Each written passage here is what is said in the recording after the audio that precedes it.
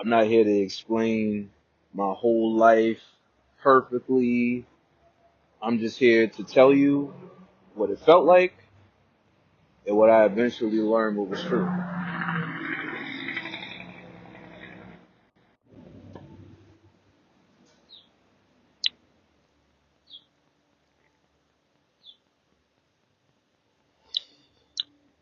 So, when I was a kid, a small boy, I felt like I had no control over my own life. I felt like my world, my life was in my father's mind and his rules and his mood. It was trapped all in there. As an adult, I am a creative. I So when I was a small boy, a kid, I felt like my life was controlled through my father's mind and his rules and his mood. Um, when I would get up in the morning, I didn't really have much on my mind. I wasn't that much of a morning person, but I would get up and first thing I would see or hear is my father angry. Not sure why. He's just angry, grumbling, and he's rushing me to get together. I lived in a house where it was run down, had roaches, like the walls and everything. You see paint like chafed off the walls and stuff. It was really like abandoned. And but my father, he just rushed me through, and our bathroom didn't work either. We had no working shower. We had to like wash up in the sink type of thing, um, or use my aunt's house next door. But in this case, in the morning, my father would drop me off because he felt that he didn't trust the school buses. That's what the excuse was to my mother and everything else. He would follow the school bus. He would drop me off at the school bus and then follow it in his car. So to supplement all of that, and he would take pictures of the teachers and different people that were there. So to supplement all of that, my mother just had him drive me to school. And so when he would drive me to school and we would get in the car, he would turn on the AM radio and then he would just start talking about anything, venting about his stress, where he's at, and like how come he's not successful, and it's the family's fault because he's given so much. And he would just go off for from where we live in Roxbury all the way to Brookline. And so that would be like about like an hour and so ride every day, no breaks. And he'd just go on, and then that would be enough because once he got charged up, I'm sitting in the passenger seat, he would be in the driver's seat, and he's not facing me. He would just be like going off, like road rage, but it would be about all the negative like things about us, about the family, about everything. But himself, he would talk about how, how great he is, how much he's sacrificing, and he'll play his music a bunch, and then and then somehow, some way, it'll pivot to me. Like if I'm too quiet, or if I didn't react a certain way, then now I become the target. Then he's telling me about how stupid I am, how I'm gonna get kept back because my grades, they weren't the best, but it wasn't because I didn't study or I didn't do all that. Um, I was told I had a learning disability, and that was something I was working through with my teachers, but at home I didn't get help with homework or anything like that. My father would just tell me, hey, I never flunked through school. I would get the work done before the teacher was ready. And so he was always flawless when he spoke. And it made me feel like I didn't have it together because no one challenged him, and everybody was impressed by him, his height, his size, his smile, his charisma, his music. No one ever second guessed. They just looked at it like, hey, John, you got a cool dad, right? And he would look at me like for confirmation, like, you gonna agree, right? And I would just smile, and I would just be like, yeah, yeah. and I would be hiding inside, but inside I'd be so angry. I'd be like, this guy is not nice. He's very mean every day. And so whenever he would just get mad or get in a mood, he would just tell me about how I'm gonna get kept back, how I'm running the streets, and so I'm gonna get killed, and how he took a life insurance out on me and my mother because we live life dangerous. Mind you, my mother is a lunch monitor and a church member, and I'm an artist and I work with community people. So where that is happening is ridiculous. But he always got to criticize everybody, no matter where and what he's at in life. If and he would do it to anybody. He would say anything bigoted, anything homophobic, anything racist. It doesn't matter. He would just put people down. But if it's someone that he wanted to impress, like other known artists or friends, he would like coach me like how to be before they come around, and don't speak, and if they ask questions, don't speak, and he did the same thing to my mother, this don't speak thing. And so he would talk for all of us and have people thinking we're this picture perfect family. But then once he got home and closed the door, it's like now he's going off about nothing. It literally be about nothing. And if you look at him while he's going off, like I would look at him, like I remember one time on those car rides, I was like, you know what? I'm gonna just look at him because he's looking forward while he's yelling all these things. And I'm thinking, if I look at him, maybe he'll feel guilty, or maybe he'll think about it like that he's talking to me. So I shamelessly just kind of just look, and then he looked at me. He was like driving, but he looked back like kind of like what the like, nigga, you looking at me?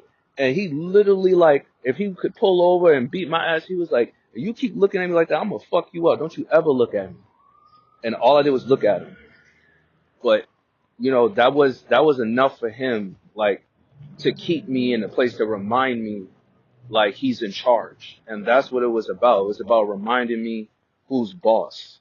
And no matter how much I would talk to my mom, and my mom would protect me too, like, or try to, but she couldn't because he would go off on her, and they would argue, and he would argue to no avail. And so she would just give up. But when he would pick me up after school was over, like, cause when I was in school, after all that, teachers looked at me as disengaged. They read me as angry or as shut down. I was told by my mom, you got nothing nice to say, don't say nothing at all. So I thought that was the safest thing to do, was to say nothing. Because I was told, if you say something, the white people are going to put you in the system, and they're going to take your sister away too. Do you want that? And I'm like, no. So I kept his secret that he's talking really bad about me, and he's talking really bad about mom and everybody else. And so I'm sitting there quiet, and teachers are trying to get through to me, and I hate them because they're trying to be kind to me, and I hate them because they're trying to do something for me, because I'm like, I know you don't love me. So I didn't know how to accept affection. I was really scared. I didn't know what to do. And then when he picked me up, he would just continue his tirade. He would just wouldn't stop going off. As soon as I got in the car, I would beg, I would want to take the bus. I'd be like, Mom, can I take the bus, please? And he would hear about it and be like, no, you can't. He'll make it about violence and the streets and all this other stuff. So my mother would be worried and be like, well, just take the ride from your father.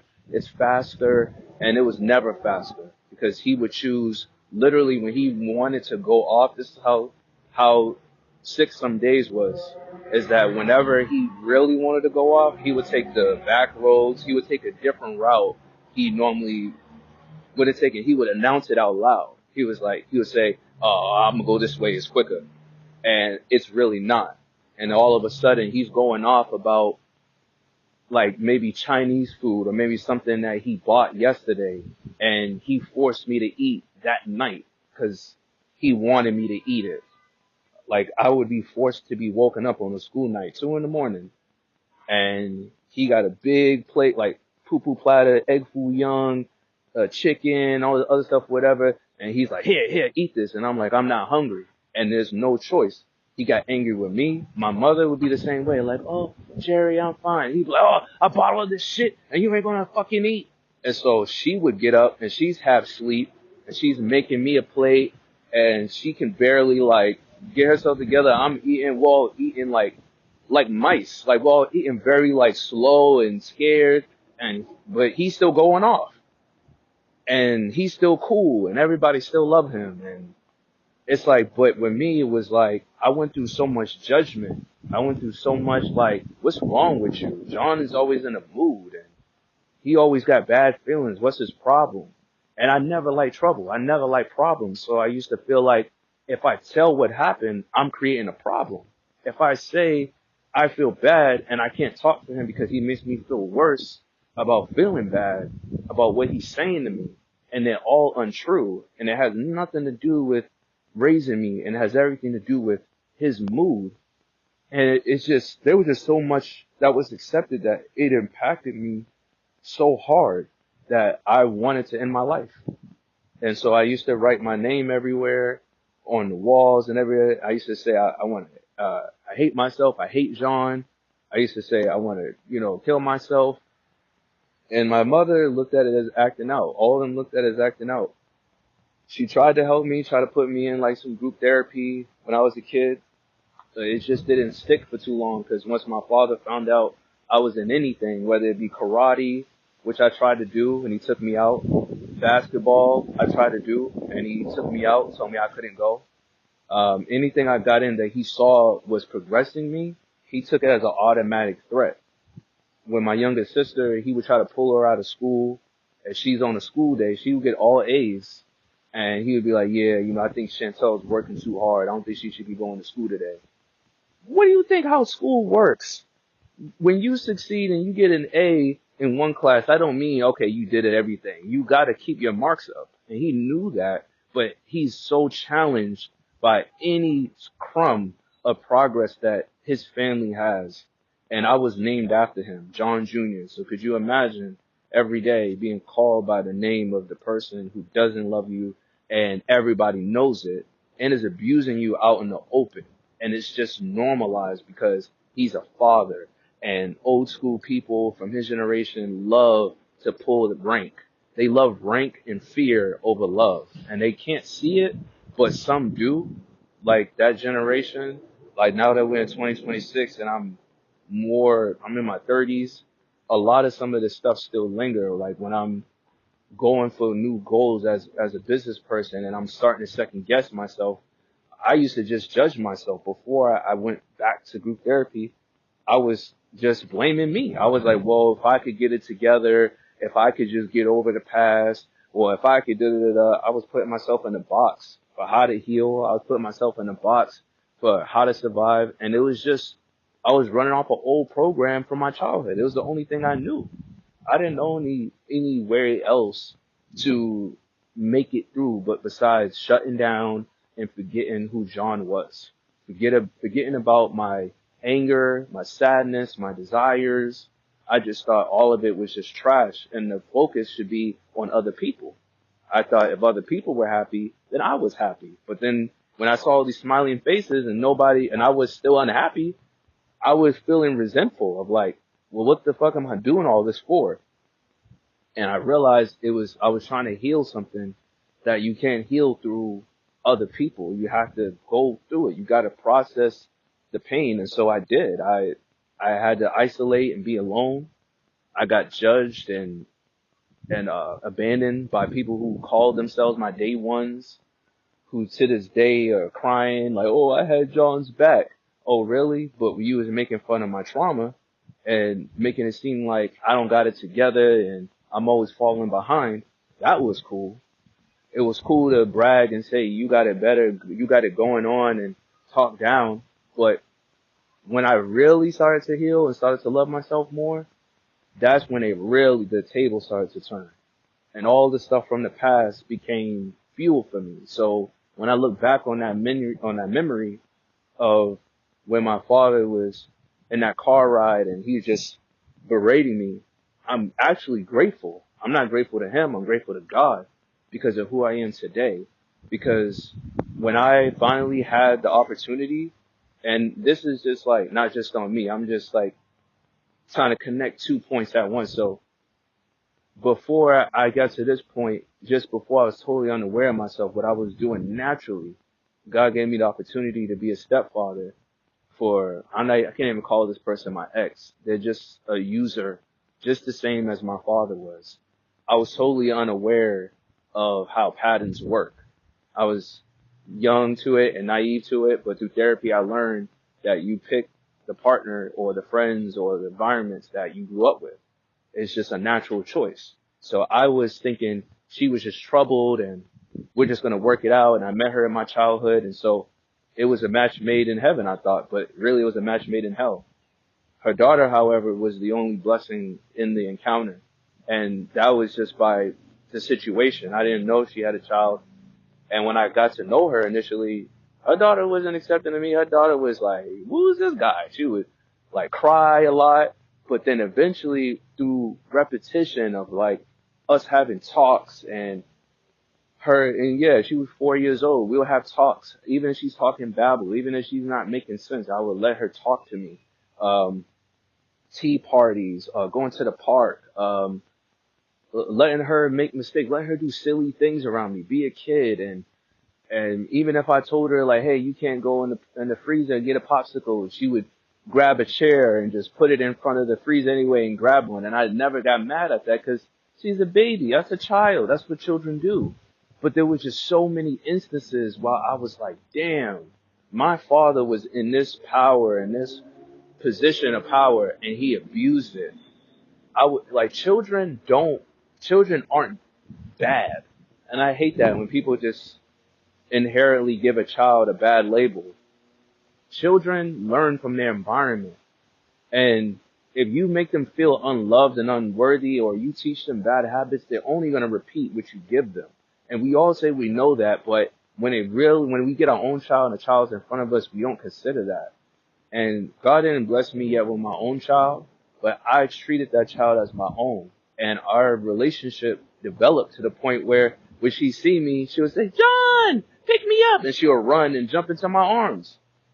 It's not my biological child, but she became my child through our relationship. And before that person who was not an ex, snatched her away from me, I I realized I was like, man, like when God blesses me with the opportunity to have my own child, like I know what kind of parent I'm gonna be. I'm gonna be connected. I'm gonna be concerned about their well-being, not just if they got food in their stomach or a roof over their head. That generation loves to revert to that. Like if you ever call out anything negative or bad that happened to you, not even them, but if it happened to you, that's their first excuse to go to. When an orphanage can do the same thing. An orphanage could have given me food and a roof over my head, and it probably would have been a lot better food, a lot better warmth, and I wouldn't have had to listen to over and over. And that's just, who knows how bad it would have been, but I can't say it's better with him. But he wanted that. That was the overarching thing over my experience, was my life is better that my father is there. But I had to listen to him every day say, oh, my father wasn't in my life, and he left me when I was a kid, and so I didn't have Christmas and all this other stuff. And like he would just try to do that when he never bought a Christmas present. My mother would buy presents and write his name on it so his pride won't get hurt. But it's not like he couldn't afford it. He just don't want to be that close to me. He looked at me like, I don't know that nigga. I don't want to be close to that nigga because I never had a dad. And so why am I going to love that nigga? But that nigga owe me though, because I made him and he has my name. That's really like his mentality towards me as a kid. So to me, I didn't understand it. I just embodied all of his thoughts. So whatever he thought negative about me, I didn't really second guess it. I just seen it as me. And I was angry with him, but I couldn't direct my anger at him. I just directed at myself because I was like, I shouldn't feel hurt. I should feel stronger. And that's not realistic. But when you got siblings who are gaslighting you and they don't acknowledge it and they're acting and they're saying nothing's wrong and you're stuck in the past and why don't you get over this and that, and then they want to cry and say, oh, you're my bro. The next minute, it's all where you don't know who you are. You don't know what you're made out of, what's left and what's right. But grace to God, he showed me the way. He let me meet people, let me have experiences, and I learned and I realized that you are more than your environment. You're more than what people have to say about you. And if I could talk to the little John, like that was all those years ago, that was like trapped and had no one to say anything to him to like save his self-esteem, to save his life, I would tell him, you are loved and you are worthy and I love you, and nobody is is meant to hurt you. No one's supposed to be hurting you. You do not deserve the way you was talked to. You don't deserve that treatment. Um, I would tell him that you're beautiful, you're wonderfully made, you're awesome, you are so talented, and you're worthy of friendship, you're worthy of love, you're worthy of your dreams. Yes, you are worthy of your dreams. I would have to repeat it to myself because I didn't believe that either. But I would say that to myself, and that your life is going to get better and better. Your life is going to get better and better, and more people that love you are going to be in your life. Yes, you probably wanted your father and your mother and your brother and your sister to love you and to be your best friend in the world, but that's not the card you was dealt. And that's not, doesn't mean anything about you. It's just your life. So, smile, be happy, know that you're worth it, and you're on your way to something bigger and better. And don't ever look down on yourself. Don't ever look down on yourself. No matter what you go through, who's throwing what at you, no matter what adult is saying what, know that you are worth more than their words. You're worth more than your environment. And you will succeed. You will thrive. And you will go off to inspire other people. Do you know that, John?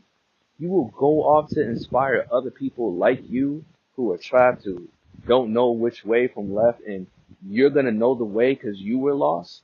It's not going to be in vain. Don't kill yourself. Don't hurt yourself. Don't cut yourself. Don't bang your head. Don't write negative things about yourself. Just be patient. Take a breather.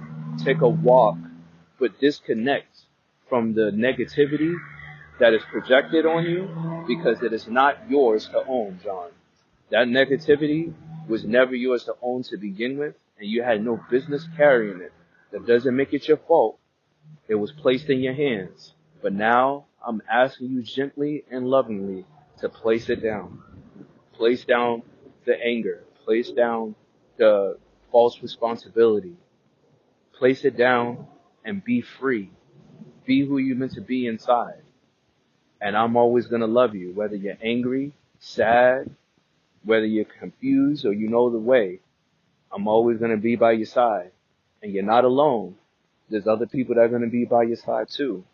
But just do not forget to love yourself. And do not listen to none of these people who are saying negative things about you. And they don't have a clue of the greatness that you're able to do in yourself, and the greatness that you're able to bring to others. And you're still going to learn more about yourself. So be patient, be kind to yourself, continue to be truthful and honest, even if they try to make you feel negative or evil for being truthful. Speak the truth, be honest, be bold, and everything will work out in your favor. It's already working out in your favor. You can't see it yet, but it's not going to be forever. You're not going to be abused forever. Your father, everybody else is not going to have control over you forever. It's only for a season. It's meant to teach you and build the strategies and stuff that you need to do to fortify you. It's a lesson you did not ask to learn. You did not ask to learn this particular lesson. However, you have been special and selected to learn it. And I guarantee you that the lesson, once you learn it fully, is going to bless you and bless you and bless you and bless you nonstop. It's going to be one of those blessings that just never stop blessing you. And you're going to know what to do with those blessings and how to bless others.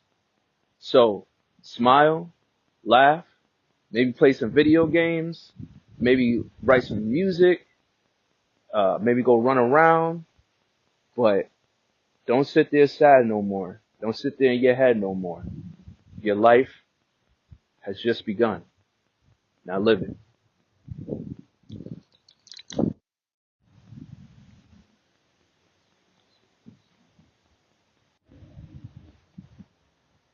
This is for the child who knows something is wrong at home, even when everybody keeps telling them it's normal.